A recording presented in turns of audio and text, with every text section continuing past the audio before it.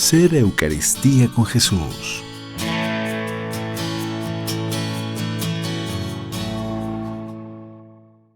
Estamos aquí en Ser Eucaristía con Jesús. Padre, ¿cómo está? Muy bien, muchas gracias. Estamos con el Padre Kenneth Fryer, invitado especial el día de hoy, y pues muy contentos de que usted venga el día de hoy para aclararnos tantas dudas que tenemos con este programa que lo hemos titulado Mitos y Verdades sobre la Misa Tridentina. Porque el Padre Kenneth Fryer, déjenme presentarlo, el Padre fue ordenado en la Fraternidad Sacerdotal San Pedro en el año 2004 en Nebraska, ¿verdad? Sí. Y entonces el Padre hoy nos va a aclarar unas dudas que tenemos pues nosotros los laicos continuamente pues hablamos sin conocer, y pues hoy nos va a aclarar usted bastantes preguntas que tenemos. Se puede intentar. Con respecto a la Misa Tridentina. La Fraternidad Sacerdotal San Pedro conserva este rito extraordinario de la misa, ¿verdad?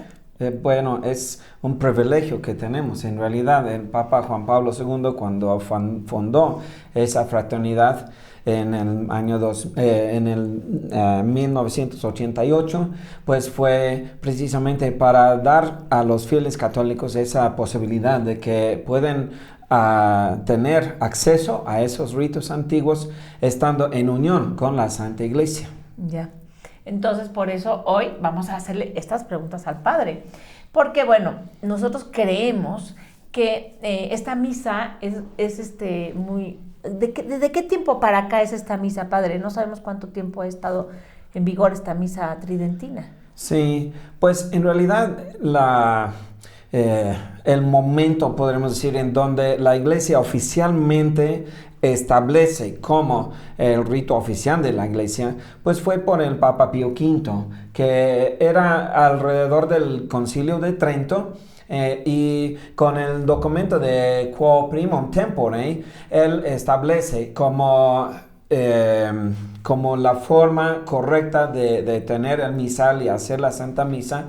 Pero no lo inventó, o sea, no era que él ahí lo está iniciando, y ni siquiera es un nuevo rito. Lo que hizo el Papa en ese momento era como limpiar un poquito lo que se había acumulado en el misal. Había muchas cosas por cuestiones de devoción que habían ido agregando poco a poco en diferentes lugares. En algunos países querían decir una cosa, en otros países otra cosa. Entonces el Papa, consciente de que la Iglesia es universal y que la misa es de toda la Iglesia, entonces establece en ese momento la forma que tiene que ser esta misa. Y sí sería bueno si tuvieran ustedes la oportunidad de ver ese documento de 14 de julio de 1570, donde el Papa expresa que así tiene que ser, y queda ya entonces oficial para desde ahí en adelante. Para hacer una misa como universal. Universal, ajá. ¿Verdad? Pero no quiero decir que ahí empezó. Sino empezó más antes. Empezó antes. Y es verdad que esta iglesia, este rito extraordinario va a ser eliminado en algún momento o prohibido en algún momento durante pues todos estos años después del Concilio Vaticano. Pues nunca ha sido prohibido o abrogado, incluso al iniciar la forma actual de las misas, en términos generales se refiere a la forma actual de la misa como el Novus Ordo, que quiere decir el nuevo orden de la misa. Lo anterior podría decirse Vetus Ordo, o sea, la forma antigua. Pero lo que nos da la explicación de eso es el documento Summorum Pontifico del Papa Benedicto. Ese es un documento más reciente, ahora de 2007, y es fácil de recordar porque era el 7 de julio de 2007. Entonces 777 es el documento que incluso lo tenemos a la mano para poder mencionar, que dice que la forma antigua nunca fue abrogada, sino que se quedó como sin explicar. Si vemos En la primera parte del documento vienen algunos comentarios de él y luego vienen artículos. Y en el primer artículo es donde en el segundo renglón de ese artículo dice: por eso es lícito celebrar el sacrificio de la misa según la edición típica del misal romano promulgado por el beato Juan XXIII en 1962, que nunca se ha abrogado, como forma extraordinaria de la liturgia de la Iglesia. Y luego menciona las condiciones y todo. Lo que pasa es que el Papa en ese documento hace muy claro la distinción de que no se trata de otro rito. En la iglesia hay muchos ritos, los ritos orientales, los ritos occidentales, y entre los occidentales hay varios diferentes, como el de Milano, el de... son varios, pues, y entonces entre esos viene el rito latino, pero el Papa hace la distinción de que hay un solo rito latino, pero que tiene dos formas. Entonces la forma que se ve en la mayoría de los templos se llama forma ordinaria, y en esa forma ordinaria se usa el idioma del lugar. Yeah. Para la forma extraordinaria se usa el misal, como acabamos de ver, que había autorizado el Papa Juan XXIII en 1962. Eso es realmente el mismo misal que había dicho Pío V, pero con ciertas cosas que a través del tiempo se tuvieron que estar añadiendo. Por ejemplo, nuevos santos que fueron canonizados y que en tiempo de Pío V no existían. Entonces, y algunas otras cosas. Creo que el mismo Papa Juan XXIII es el que puso el nombre de San José en el canon de la misa. Entonces, esos cambios. Ese es el último misal autorizada por la Santa Iglesia para el rito tridentino. Padre, hay una duda que siempre tenemos algunas personas, de que durante el Concilio Vaticano II pues se quiso cambiar el rito de la misa a la lengua vernácula, es decir, a las lenguas de cada lugar. Pero entonces, si se conserva esta misa, ¿eso no nulifica el Concilio Vaticano II? Pues no tiene por qué verse así. Si el mismo Papa Benedicto, que viene después de Vaticano II, está diciendo que nunca fue abrogado, pues si él está diciendo eso, es una prueba. En realidad no hay ningún lugar en los documentos del Vaticano II en donde dice algo así. Y es uno de los problemas que hay, de que mucha gente empieza a hablar cosas sin conocer. Entonces tenemos dicen, que estudiar Vaticano II dice esto o dice aquello, y no es cierto. Claro. Padre, cuando uno va a la misa, en este rito extraordinario, observamos que el sacerdote le está dando la espalda al pueblo. ¿Eso es malo? ¿Es bueno? ¿Qué significa, Padre? Pues creo que es prudencia o es sentido común de que uno está viendo a quien habla. Entonces, en la misa, en la forma extraordinaria, o sea, el rito en la forma tridentina, podemos decir, el sacerdote voltea a la gente cuando está hablando a la gente. Por ejemplo, en el sermón. En el sermón no está el sacerdote mirando hacia la pared, está mirando hacia los fieles que están presentes. Pero como el resto de la misa se dirige hacia Dios, entonces por eso el sacerdote está mirando junto con todos los fieles. O sea, todos los fieles y el sacerdote juntos estamos viendo hacia el altar, y normalmente está el sagrario en el altar. Y entonces el sacerdote realmente es uno con los fieles en dirigir esta oración. Y en realidad los mismos fieles, por su bautismo, tienen el sacerdocio regio de Cristo. Entonces ellos están juntos con el sacerdote. Tanto el sacerdote como los fieles juntos están haciendo la misa. No es que allá está él y nosotros acá, y por qué no nos mira, sino está unido con los fieles. Y ellos en unión con Él ofrecen a Dios ese santo sacrificio. Ya. Sí, entonces tiene un sentido bastante lógico, ¿no, padre? Sí. Por otro lado, pues tenemos entendido que cuando la misa es en latín, entonces las personas no comprenden la misa.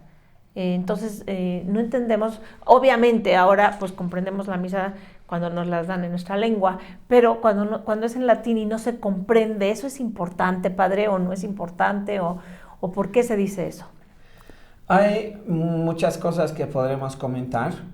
En nuestra capilla, que está en el Salto del Agua, nosotros tenemos disponibles unos folletos. Las personas que quieran pueden estar viendo en español lo que el sacerdote dice en latín. Eso está muy bien.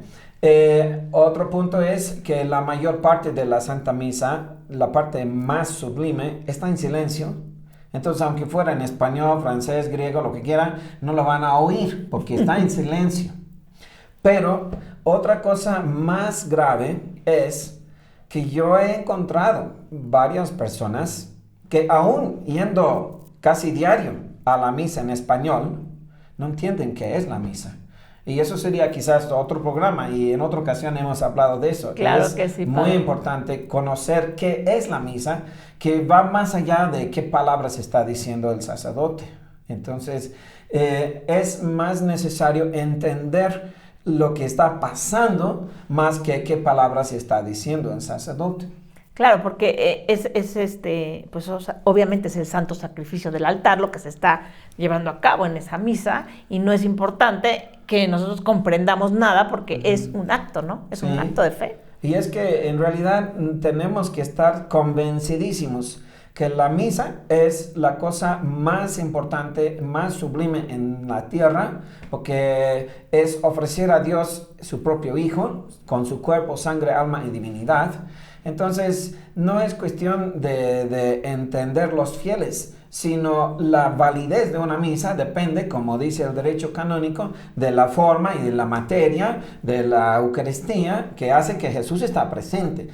Si hay fieles o si no hay fieles, no afectaría en nada el hecho de que Jesús se pone presente en el altar, realmente en cualquier misa, en realidad. En cualquier misa, independiente de si entendieron o no entendieron los fieles, igual si usted ha viajado a varios lugares, entonces cuando está, no sé, en Francia, Alemania, donde sea, no quiere decir que por no haber entendido no valió la pena. Claro, eso es algo muy importante. Claro, entender la misa, mucho más importante que la lengua en la cual, aunque sí es verdad, ¿no, padre? Que la lengua latín fue la lengua que utilizó la Iglesia por siglos.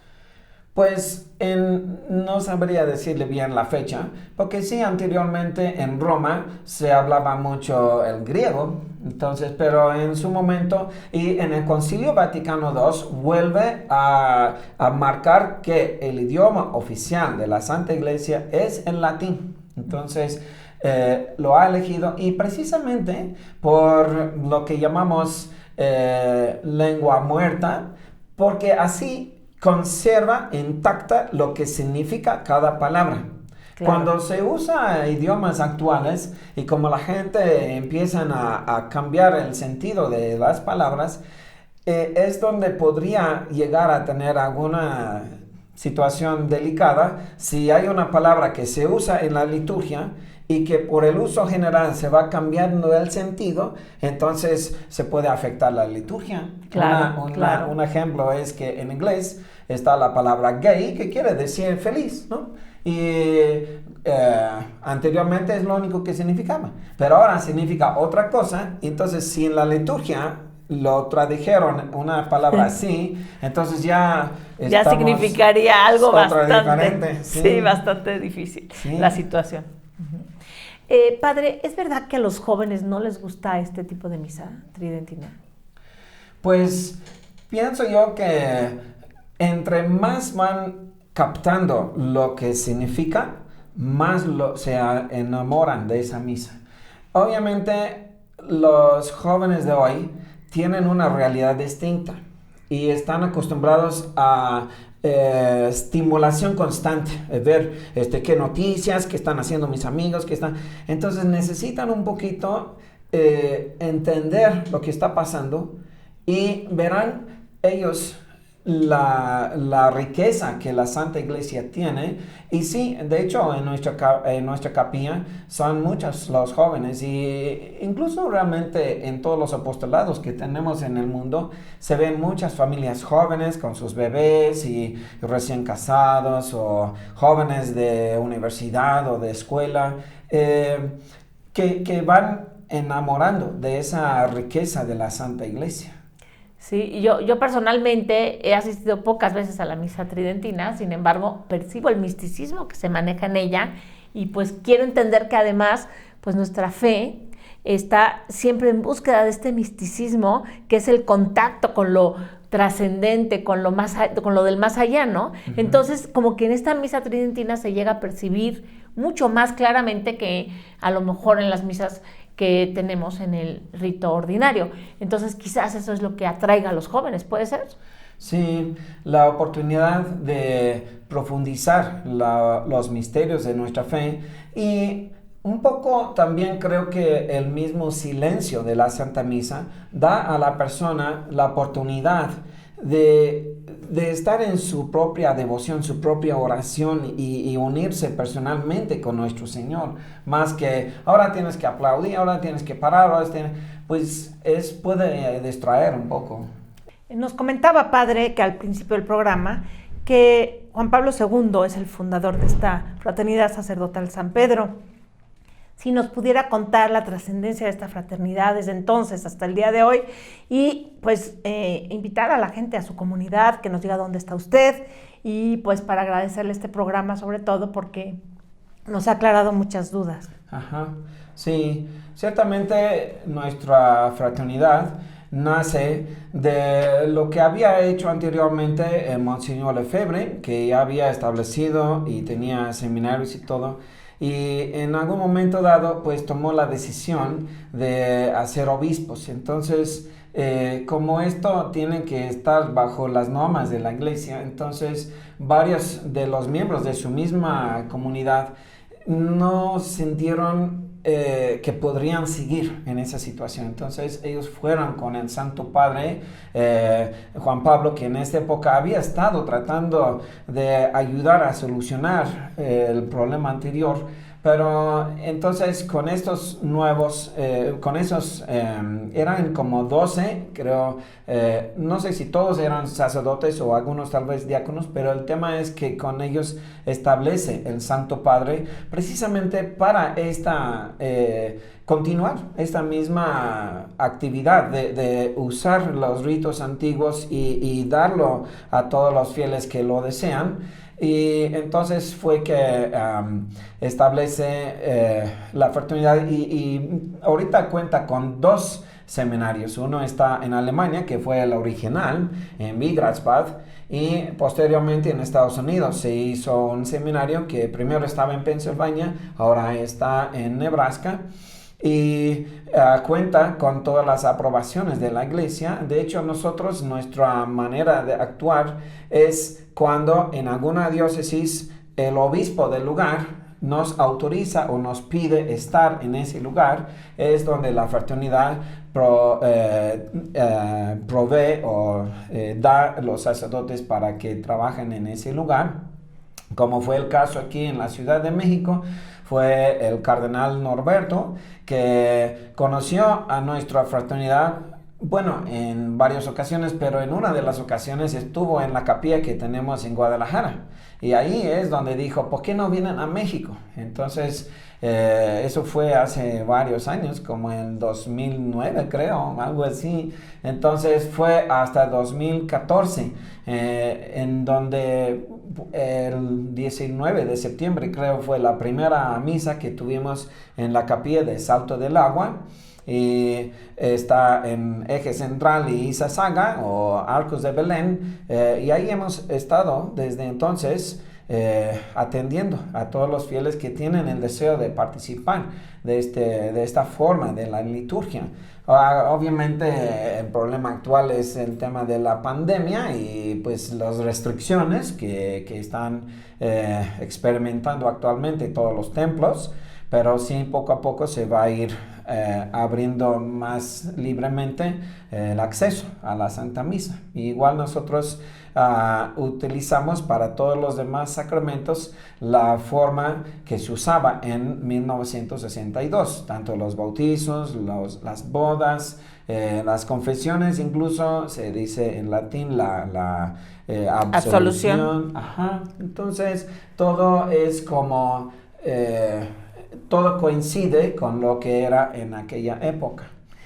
Pues qué maravilla que nosotros podamos conocer nuestra tradición, conocer la misa, cómo fue por siglos, y pues podamos asistir hoy en día. Por eso los invitamos a conocer esta manera de adorar y alabar a Dios a través de esta Santa Misa, que es pues la mejor manera en que el hombre puede adorar a Dios, es en la Santa Misa, ¿no, Padre? Pues realmente es lo máximo que puede ser un ser humano, estar en una misa y ofrecer a Dios el cuerpo, sangre, alma y divinidad de su Hijo, y eso únicamente lo pueden hacer personas bautizadas.